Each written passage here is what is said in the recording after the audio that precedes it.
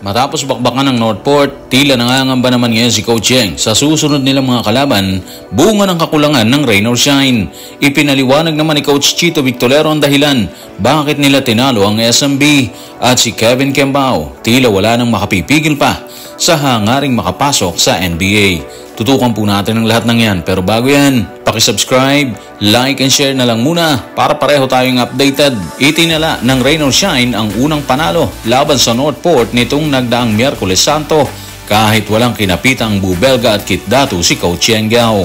Pero tila may pangamba siya na gulpihin sila ng mas malalakas na kupunan kung patuloy na hindi nila makakasama ang dalawang nabanggit. Narito ang kanyang pahayag. Tutukan natin si Coach Yeng sa report ni Richard D. ng The Manila Times. We can compete to a certain level naman, pero kung kalaban mo ang SMB, Converge, Magnolia at kailangan mong tapatan ng kanilang big men, mahirapan kami kasi wala kaming Bu at Kit. Sana isa man lang sa kanila makabalik at makapaglaro kasi magiging mahirap sa amin na makasurvive kung wala kaming big man sa gitna. Well, para sa akin, nagpakatotoo lang naman si Coach Yeng Gao. Mahirapan talaga sila kung makaharap nila ang matitigas din na kupunan sa PBA. Mahirap kung wala nakaposte sa gitna, di ba? Wala nang matinding paliwanag doon. Yun na yun. Aminado na siya na may kalalagyan sila kung patuloy na mawawala yung dalawa. Si Kitdatu at si Bubelga. Kaya wish niya na sana kahit isa man lang sa kanila or sa dalawa na yon makabalik at makapaglaro. Pero in fairness naman sa kanila, nung kalaban nila ang Northport, parang hindi naramdaman masyado yung pagkawala ng dalawa. Sa rebound, nagtala sila ng 66 habang 54 sa Northport. Nagkaroon din sila ng bentahe sa second chance points kung saan meron silang 27 habang 6 lang sa kalaban. Ibig sabihin, hindi sila nahirapan sa makbakan versus Northport.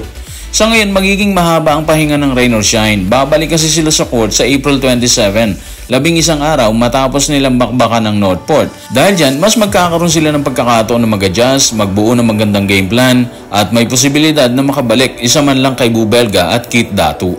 Sa kaso ni Bu, nagkaroon siya ng matinding vertigo at ayon sa report, halos 3 weeks siyang mawawala.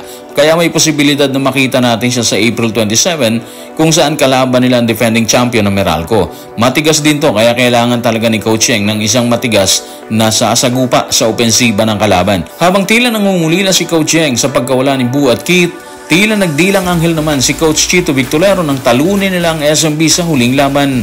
Matatanda ang nagwish si Coach Chito na sana ay mapantayan nila ang naging pananalasa nila noong 2023-2024 Commissioner's Cup kung saan sunod-sunod ang kanilang panalo at bunga ng panalo, ngayon ay may kartada na silang 3-0. Tanong, ano ang nakikitang dahilan ni Coach Chito? Bakit sila nang ibabaw versus SMB? Tutukan natin ang mga sinabi niya sa report ni Ralph Edwin Villanueva ng Philstar. Yung kabataan, yung kombinasyon ng kabataan at veterano, malaking factor sa amin yun. Sinabi ko naman sa iyo dati na itong mga to, si Save, si Jerome, si Aris at si Peter, magiging malaking factor sila sa amin ngayong conference para suportahan yung mga veterano. At syempre, napaka-consistent ni Save. Si Jerome napaka-consistent. Hanggang dulo, kailangan namin ng matitinding birada ni Paulie at Mark. Lahat ito team effort. Ayun na nga, sobrang kinailangan nila ang mga mas batang player dito. Katulad nung nabaon sila ng 14 points, nagtulong-tulong sila Save, si Peter at Jerome para makawala sa kalamangan. Malaking bagay sila talaga sa team. Nung OT, kumamada naman si Mark Baroka para sa Lyuhan, yung ikatlong panalo ng Magnolia Hotshots. Si Lucero, grabe ha, meron siyang 24 points, 7 rebounds, 2 blocks at 2 assists. Tapos si Lastimosa, nagtala naman siya ng 21 points, 5 assists at 2 rebounds. Kung titingnan mong mabuti yung pagkamada ng grupo ni Coach Chito Victolero, matindi sila dyan. Inspirado sila kasi lubog na sila pero nagawa nilang kumawala sa dulo ng laban. Dahil dyan, unang-una nilang biktima ang SMB ni Junmar Fajardo. SMB po ito ha, pero ginulpi nila sa dulo. So tingin natin, desidido silang bigwasan ang susunod nilang kalaban. Sa schedule, makakaharap nila ang grupo ng Phoenix sa Sabado, April 26 sa ganap na ikapito at kalahati ng gabi po yan. Medyo matagal pa, di ba? Kaya tingin natin, mas magkakaroon pa sila ng matinding training at posibleng makabuo pa sila ng isang matindi rin na game plan. Siyempre, bilog naman yung bola, sabi nga nila, di ba? Pwedeng nanalo sila sa SMB, pero pwede rin na matalo sila sa Phoenix sa April 26. Kaya lang, medyo hindi ganun kabigat ang Phoenix kumpara sa SMB. Samantala, habang tila desididong magbigay ng magandang laban ng Magnolia, desidido rin si Kevin Kembao na sumalang sa NBA Summer League.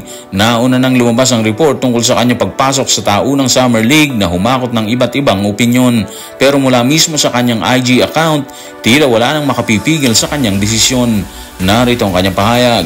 tutukan natin si Kevin Kembao sa kanyang Instagram account. Mas magandang manifest na pagkakataon kaysa walang pagkakataon. US #NotPerfect. Okay, so base sa kanyang pahayag, desidido na siya na sumabak sa NBA Summer League. Actually, totoo naman yung sinabi niya. Mas mabuti yung may konting chance kaysa wala talagang chance, di ba? Yung konting chance na yun, doon siya kakapit at walang nakakalam doon kung ano pwedeng mangyari sa kanya, di ba?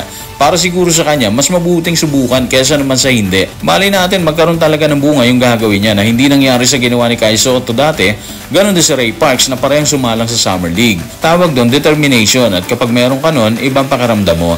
Dagdagan mo na lang siguro ng galing at lakas ng loob na pumutok ang bawat birada mo sa court sakaling mabigyan talaga siya ng pagkakataon na maipakita ang kakayahan niya sa Summer League. Sa ngayon may average na 16 points, 6 rebounds, 3 assists, 1 steal si Kevin Kembao sa loob ng 31 minutes per game sa KBL po yan. Meron siyang 40% sa kanyang field goal, 31% sa 3-point area at 81% sa free throw line. Hindi na masama, di ba? Kung mailalabas niya sa Summer League ang ganitong stats, sakaling mabigyan talaga siya ng chance, malaking bagay na yon. Kahit paano masasabi natin na matindi talaga yung determination niya. Hindi siya nagpapa-intimidate sa mga kasama. Siguro magiging problema lang ni Kevin sakaling makapasok talaga siya sa Summer League. Yun yung nakikita sa kanya ng fans sa Gilas. Hindi kaagad niya makuha ang kanyang rhythm. Yun siguro ang trabahuin niya kung sakali, di ba? Pag tinawag, pakitang Gilas kaagad para mapansin. Anyway, good luck kay Kevin Kembao. Tagumpay mo, tagumpay ng lahat ng Pilipinong sumusuporta sa larong basketball. So guys, maraming salamat.